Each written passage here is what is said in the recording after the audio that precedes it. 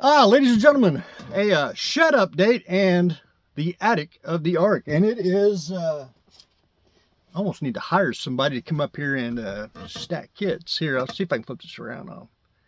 Complete chaos. Of course, that's just the shelves. I didn't show the floor, which we don't want to talk about the floor because that's where I've been stacking everything and trying to get everything put up and oh, come on now, trying to get everything put up and you know, where it needs to go. But anyway, I thought I would do a quick attic shed update. And I acquired garage sale season. I especially like neighborhood garage sales. You can spend a lot of less time, or a lot of time in one neighborhood, and you can pick up some stuff. Sometimes you do find kits, and there's one neighborhood in particular. Last year, this particular house had a bunch of car kits. Your host, bought most of them. I think there was one or two I left. And this year I went back to that same sale, and they had the one that I didn't buy. So they marked it down, and I purchased it. This is the RC Cola Wagon, which I assume is a rehash of another type kit. And if you ever really know, here in the shed, I secretly like to collect the major colas, Coca-Cola, Pepsi, Mountain Dew, RC Cola. I try to have one or two of the same, different types of colas, just something that makes it different. But anyway, this kit is not complete. I think it's missing the clear, missing the instructions. But other than that, I believe you can get a full kit built out of it. However, where did it say that? Yeah, 1998. I am not a big fan of that type of box, especially Revell Monogram. I don't like boxes with the painted model on it. To me, it looks cheap. I've always said that. I think it should be a painting, or something other than the actual kit. I know why they do it this way. This shows the majority on the pie chart. People who buy, the average person is more on the pie chart than the actual modeler on it. So they can see what it is, built out of the box. But anyway, the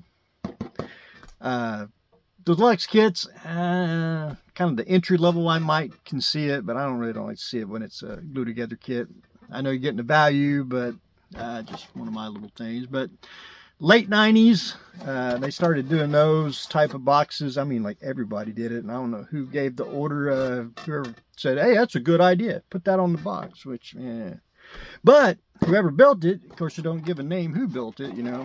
I always try to like to give credit to the lucky person that actually got to build it, which I assume it may have been people that did the instructions or something back then. Who knows? But anyway, RC Cola, we're going to add that to the art. Not my soda of choice, but anyway, who knows what we'll find more at the garage sales. But anyway, I thought that was a unique find. Of course, I like stuff like this. You can make hot rods and all kinds of. I had an idea for one, which I haven't quite decided if I want to pursue it or just put it on the back burner like everything else in the shed here. So, the next one's not really a model. It is, but it isn't. Godzilla. There's a kit out recently. You might have seen Aztec Dummy. Lou build one. It's a 3D print kit, I believe, or a resin kit. I kind of skimmed through the video.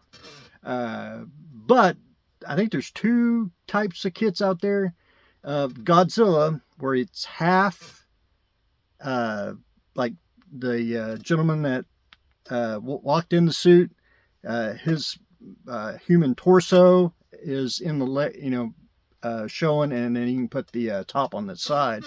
So I wanted one, and I was trying to figure out how to do one a different way or a different scale. And this is a vinyl that you could get 2009.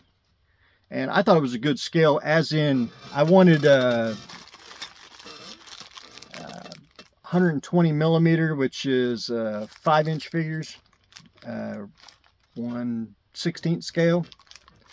And I thought, and that's Rommel there, if you can kind of see it. I know he's a little white, but if I can get his feet, I think he's about right. I mean, it's a little, of course, Godzilla's big in bloated costume.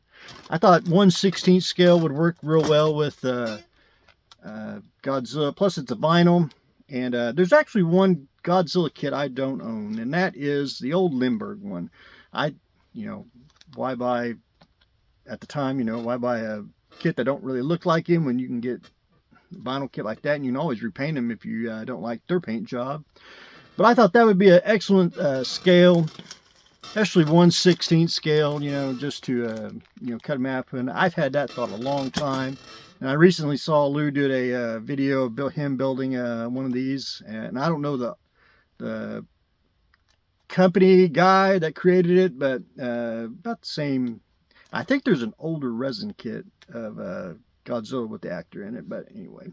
Maybe one day we'll find that, or we'll just have to make our own. But anyway, I want to add him to the ever-growing Godzilla pile.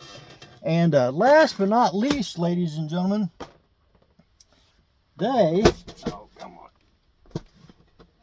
been having a sale, and I've been trying to, I didn't want to pay the price for it. I held out. And that is G.I. Joe. The Speed Cycle model kit. This is 1/12 scale. It's in scale with almost all the Bandai, figures. It's in scale with 6-inch action figures. And this is Flame Toys. Flame Toys is getting, I think, a little high, my personal opinion. But I waited out, and I wanted to buy a bunch of these because I wanted one for Snake Eyes, which I have to put that on the box, which I find Speed Cycle for Snake Eyes. Like, okay. But I wanted a bunch of them for different things, and they finally marked it down. You can see we're awfully bright there. All right. But anyway, I do have the appropriate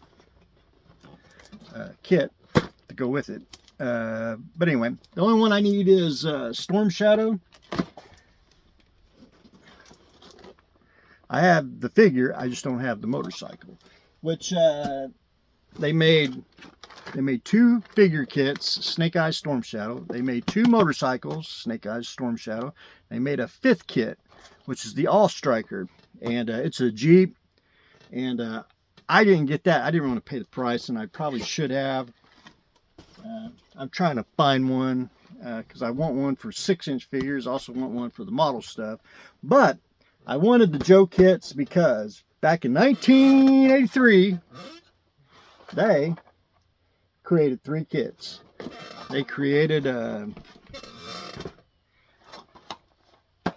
Rapid Fire Deploy Cycle, which I have 2 of these. I technically have 3 because this one I bought actually had 2 kits. But they did come out with the Mobat and the Vamp.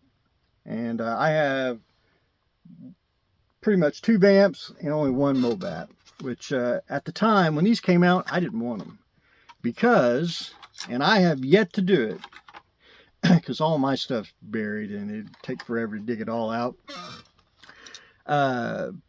These are pretty much the same size as the actual toy, and I was like, why buy the model kit when you already got the toy already assembled, and it was usually, the toy was a little cheaper than the kit. So of course, my error of my ways, I had to track them down later in life. But anyway, I have yet to compare them to the toy. I'd like to, maybe one day if I can ever get to it, because they're absolutely buried, or I may find one down the road. Who knows? Sometimes you find old toys in my travels. But one thing I wanted, since I had all the original Joe model kits, and I saw these. This is the second time Joe kits have come out model wise, and I have, you know, old and new, of course, too, the way I like to work around here.